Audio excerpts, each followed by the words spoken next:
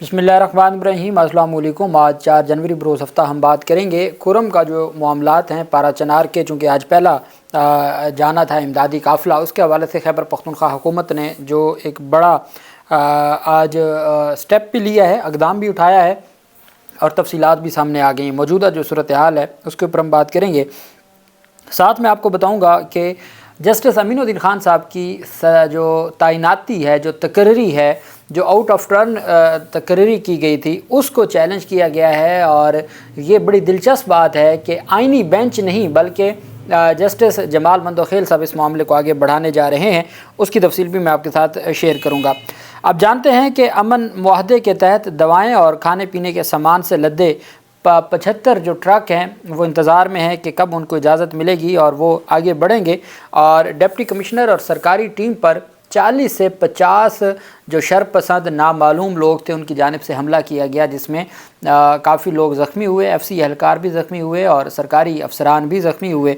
और फिर उसके बाद इब्तदाई तहकीकात की जो रिपोर्ट है वो सामने आ गई है। आज पाकिस्तान तहरीक इंसाफ की खैबर पख्तूनख्वा हुकूमत की सरबराही में एक काफ़िला जाना था जो कि सफ़र के लिए निकल चुका था और उनसे आगे एक छोटा काफ़िला था जो DC वगैरह की सरबराही में था। तो कुरम से पहले जो लोअर कुरम है वहाँ पर उन पर हमला किया गया और उसमें ज़ख्मी हुए। उसकी रिपोर्ट सामने आ गई, जिसकी वजह से जो 75 जो ट्रकों का काफ़िला है वो रुका हुआ है खैबर पख्तूनख्वा हुकूमत का, जिसको थोड़ी देर तक आगे बढ़ाया जाएगा। उसकी भी तफसील सामने आ गई है। इब्तदाई तहकीकाती रिपोर्ट में कहा गया कि अमन मुआहदे के तहत डिप्टी कमिश्नर की सरबराही में सरकारी मुज़ाकराती टीम सड़क खुलवाने के लिए बातचीत कर रही थी कि 40 से 50 मुसल्लह शरपसंद ने फायरिंग कर दी। इब्तदाई तहकीकाती रिपोर्ट में कहा गया कि अमन मुआहदे के तहत दवाएँ और खाने पीने का सामान, सब्जियाँ और फल समेत दीगर अशिया से लदे 75 ट्रकों का काफ़िला कुरम के लिए रवाना हुआ था। तहकीकाती इदारों की रिपोर्ट के मुताबिक कुरम में अफसोसनाक वाक़या हफ्ते की सुबह 10:35 पर पेश आया। सामान से लदे ट्रक पहुंचने से कबल तकरीबन 40 से 50 मुसल्लह शरपसंदों ने डिप्टी कमिश्नर और सरकारी गाड़ियों पर फायरिंग की। हमले में डिप्टी कमिश्नर समेत 3 पुलिस और 2 FC एहलकार ज़ख्मी हुए। सरकारी ज़राए का कहना है कि अमन कमेटियों की गारंटी के बावजूद फायरिंग होना तशवीशनाक है। वाक़े में मुलव्वस किरदारों की निशानदही करके उनके खिलाफ कार्रवाई की जाएगी। उस पर फिर बाकायदा तौर पर खैबर पख्तूनख्वा हुकूमत की जानिब से जो अहम रद्द-ए-अमल सामने आया है, खैबर पख्तूनख्वा हुकूमत की जानिब से कहा गया है कि किस तरीके से ये तो जो तमाम मामलात हैं उनको आइन और कानून की हम बालादस्ती के लिए और जो बुनियादी हकूक़ हैं उनको मुकम्मल पूरा करने के लिए और देने के लिए कुरम के लोगों को उनका जो खाना है, उनकी जो ग़िज़ा है, उनकी जो ज़िंदगी है, ये हम इस मकसद के लिए निकले थे, लेकिन शरपसंद नाकाम करना चाहते हैं। खैबर पख्तूनख्वा हुकूमत के जो हेड कह रहे हैं इस काफ़िले को, वो हैं बैरिस्टर सैफ़। वो हेड कह रहे हैं इस काफ़िले को। और पेशावर के KP हुकूमत के मुशीर इत्तलात बैरिस्टर डॉक्टर सैफ़ ने कहा कि डिप्टी कमिश्नर की हालत ख़तरे से बाहर है। बग्गन में फायरिंग के बाद क्लियरेंस का अमल जारी है। अनकरीब काफ़िले को दोबारा पारा चनार आज ही रवाना किया जाएगा। पारा चनार जाने वाली गाड़ियों पर फायरिंग के बाद अपने बयान में उन्होंने कहा कि डिप्टी कमिश्नर को अलीज़ाई अस्पताल से टल CMH मुंतकिल कर दिया गया है। टल में डिप्टी कमिश्नर को तिब्बी सहूलियात फराम की जा रही हैं। डिप्टी कमिश्नर की सर्जरी जारी है, ताहम हालत ख़तरे से बाहर है। डॉक्टर सैफ़ ने कहा, बैरिस्टर सैफ़ ने, कि ज़ख्मी डिप्टी कमिश्नर के साथ CMH टिल में मौजूद हूँ। कमिश्नर कोहाट मोतसिम बिल्ला और DIG समेत दीगर हुकाम भी मौजूद हैं। हालात मुकम्मल तौर पर काबू में हैं। सिक्योरिटी एहलकारों ने हालात कंट्रोल किए हुए हैं। हमला नामालूम शरपसंदों की मज़मूम साजिश है। बैरिस्टर सैफ़ ने कहा कि अहले सुन्नत और अहले तशी दोनों फ्रीकैन से पुरअमन रहने और साजिश की जद में ना आने की अपील है। पारा चनार जाने वाले काफ़िले को वक्ती तौर पर रोक दिया गया है। क्लियरेंस का अमल जारी है। अनकरीब काफ़िले को दोबारा रवाना कर दिया जाएगा। वहीं पे पाकिस्तान तहरीक इंसाफ की खैबर पख्तूनख्वा हुकूमत के जो वज़ीर आला हैं, उन्होंने कहा है कि अमन मुआहदे को, उन्होंने बड़ी खुली बात की है कि वो साजिशी अनासिर जो अमन मुआहदे को सबोताज करना चाहते हैं, ये उनकी जानिब से हमला है उस अमन मुआहदे पर।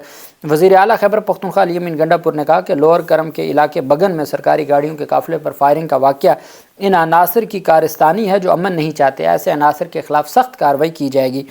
अली अमीन गंडापुर ने लोअर करम में फायरिंग के नतीजे में डिप्टी कमिश्नर जावेदुल्ला महसूद, FC और पुलिस एहलकारों اور راہگیروں کے زخمی ہونے کے واقعے کی شدید مذمت کرتے ہوئے کہا کہ اللہ پاک زخمیوں کو جلد صحت یاب کرے، اور انہوں نے اعلیٰ حکام سے واقعے کی رپورٹ بھی طلب کی۔ گنڈا پور نے کہا کہ کرم امن معاہدے کے بعد اس طرح کا واقعہ انتہائی افسوسناک اور قابل مذمت ہے۔ یہ واقعہ کرم میں امن کے لیے حکومتی کوششوں کو سبوتاژ کرنے کی ناکام کوشش ہے۔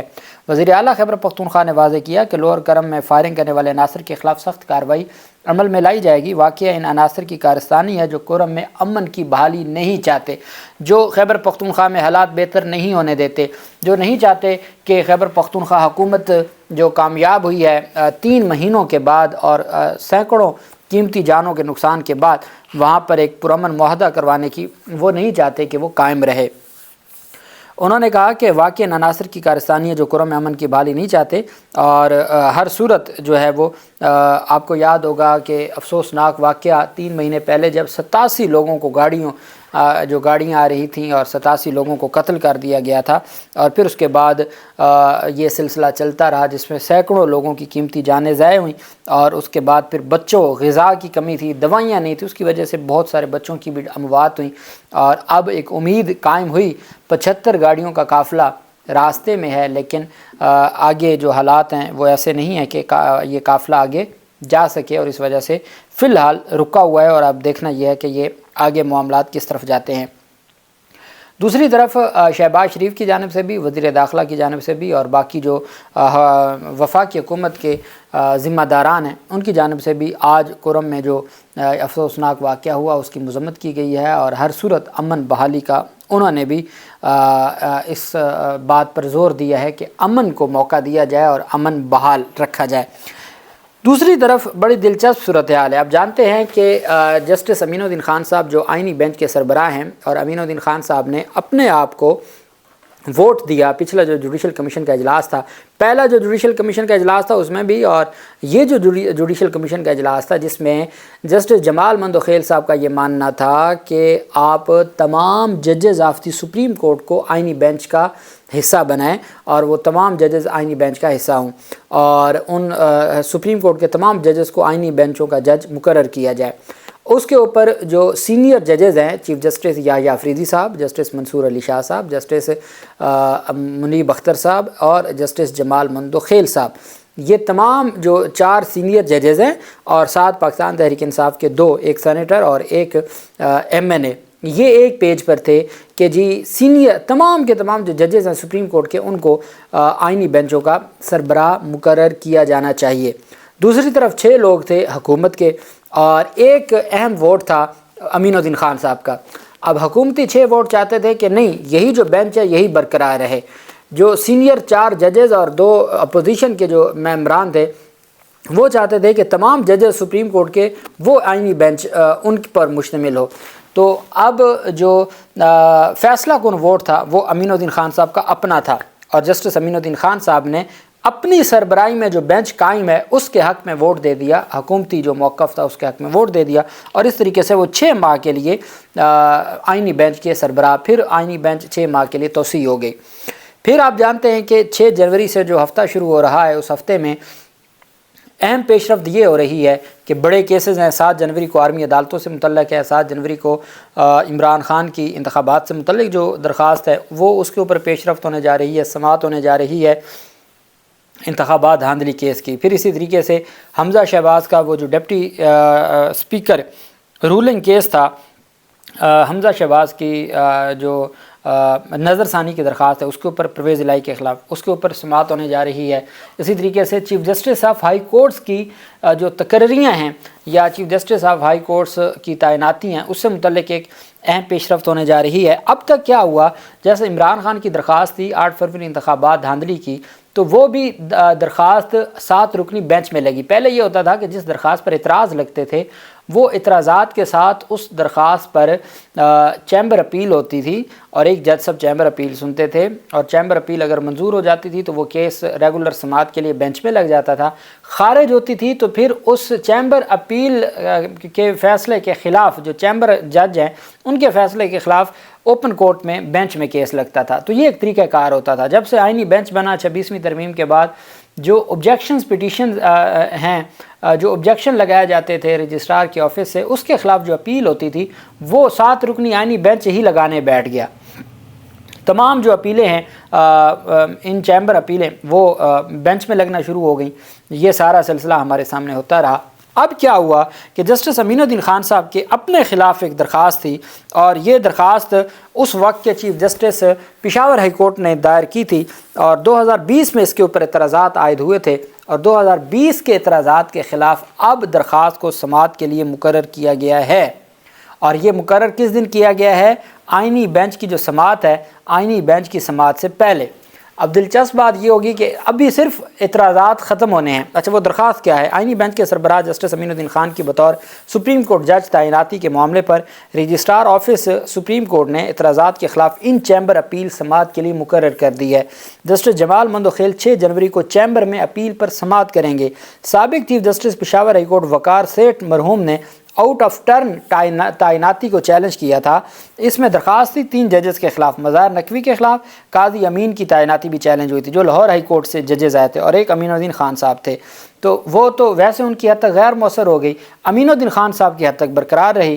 2020 میں اعتراض لگے، اور اعتراض کے بعد وہ چیمبر اپیل سماعت کے لیے مقرر نہ ہوئی۔ اب پہلی بات تو یہ ہے کہ وہ چیمبر اپیل جو ہے وہ 7 رکنی بینچ نہیں، بلکہ وہ جسٹس جمال مندوخیل صاحب بطور چیمبر اپیل اس کو 6 جنوری کو سماعت کرنے جا رہے ہیں۔ اب ہونا کیا ہے کہ اگر تو ان کے چونکہ اعتراض یہ سپریم کورٹ فیصلے دے چکی ہے کہ اعتراض کا اختیار نہیں ہے، اعتراض کا اختیار رجسٹرار کے پاس نہیں ہے، اب 90% ہے کہ اعتراضات کالعدم ہو جائیں گے، اور عدالت کہے گی کہ اس کو ریگولر ہیئرنگ کے لیے بینچ میں لگا دیں۔